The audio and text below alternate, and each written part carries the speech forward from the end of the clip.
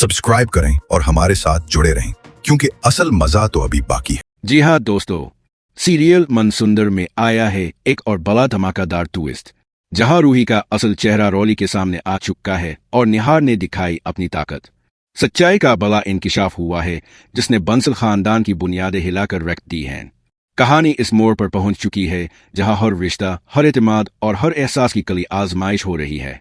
पूरे बंसल खानदान में हलचल मच जाती है जब यह हकीकत सामने आती है कि जो आया घर में काम कर रही थी वो कोई और नहीं बल्कि खुद रूही है। वही रूही जिसे सबने मुर्दा समझ लिया था, वही रूही जो कभी इस घर की बहू थी, जिसने इस खानदान के लिए अपनी खुशियां कुर्बान कर दी थी। जब दादी को यह सच्चाई पता चलती है तो उनका गुस्सा 7वें आसमान पर पहुंच जाता है। वो कुछ सोचे समझे बगैर गुस्से में आकर रूही को घर से बाहर निकालने लगती हैं। घर के हर कोने में खामोशी छा जाती है, मगर तभी होता है सबसे बड़ा चमत्कार। वही निहार जो अब तक व्हील चेयर पर था, अचानक अपने पैरों पर खड़ा हो जाता है और इसकी गूंजती हुई आवाज पूरे घर में गूंजती है। रूही कहीं नहीं जाएगी। ये आवाज सुनकर पूरा खानदान हैरान रह जाता है। दादी और रॉली की आंखें फटी की फटी रह जाती हैं। किसी को यकीन नहीं होता कि निहार खड़ा हो सकता है। रूही जो दरवाजे पर खड़ी जाने ही वाली थी, निहार की आवाज सुनकर रुक जाती है। इसकी आंखों में आंसू आ जाते हैं, लेकिन इस बार ये आंसू दर्द के नहीं बल्कि किसी के साथ होने के सुकून के थे। निहार आगे बढ़ता है, रूही का हाथ पकड़ता है और कहता है, मेरी रूही कहीं नहीं जाएगी। अगर इस घर से कोई जाएगा तो वो तुम हो दादी, और तुम हो रोली। तुम दोनों ने मेरी रूही को मुर्दा करार दिया, मेरे और रूही का एक्सीडेंट करवाया, मुझे पागल बना दिया। लेकिन सच को ज्यादा देर दबाया नहीं जा सकता। ये सुनकर दादी और रॉली के पैरों तले जमीन खिसक जाती है। वो कुछ बोलने की कोशिश करती हैं, लेकिन निहार उनकी बात काटते हुए कहता है, बस अब और आउट नहीं। इस घर में अब सिर्फ सच्चाई ही रहेगी। रूही आगे बढ़ती है और जज्बाती लहजे में कहती है, मैंने सोचा था शायद अब सबको अपने किए पर पछतावा होगा, लेकिन आज समझ आया कि कुछ लोग कभी नहीं बदलते।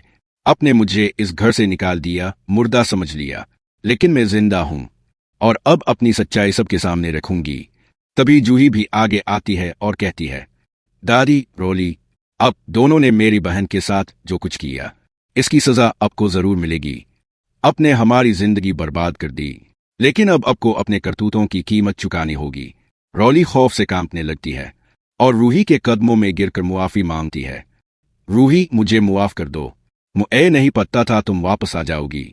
मैं बस खुद को बचाने के लिए ये सब कर रही थी। दादी भी सर झुकाकर कहती है, बेटा, हमसे गलती हो गई। हम तो सिर्फ खानदान की भलाई चाहते थे, हमें मुआफ कर दो। लेकिन इस बार रूही का दिल नहीं पिघलता। वो पीछे हट जाती है और कहती है, अब मुआफी मेरे बस की बात नहीं।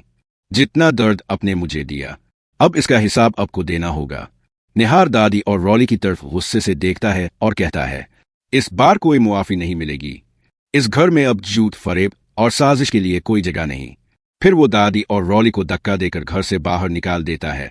पूरा खानदान खामोशी से ये सब देखता रह जाता है। सबको अपनी अपनी गलती का एहसास होता है, मगर अब बहुत देर हो चुकी होती है। अब घर में सिर्फ निहार और रूही हैं, एक साथ नई शुरुआत के लिए तैयार। यहीं से शुरू होती है एक नई जिंदगी, जहां दोनों माजी के जख्मों को भरने की कोशिश करेंगे। लेकिन सवाल ये है, क्या रूही और निहार को उनका खोया हुआ बेटा रोहान वापस मिलेगा? क्या अग्नि को इसके किए की सजा मिलेगी? अगर अब भी चाहते हैं कि रूही और निहार को उनका बुच्चा रोहान वापस मिल जाए और अग्नि को इसके गुनाहों की सजा मिले, तो इस कहानी को लाइक करे, शेयर करे और हमारे चैनल को सब्सक्राइब जरूर करे। और हाँ, अगर आप अपने खानदान के लिए एक अच्छा लाइफ इंश्योरेंस लेना चाहते हैं तो नीचे कमेंट करें। हम आपके लिए जल्द ही एक बेहतरीन वीडियो लेकर आएंगे, जिसमें हम बताएंगे कि कैसे आप अपने प्यारों को महफूज रख सकते हैं। I love Nahar.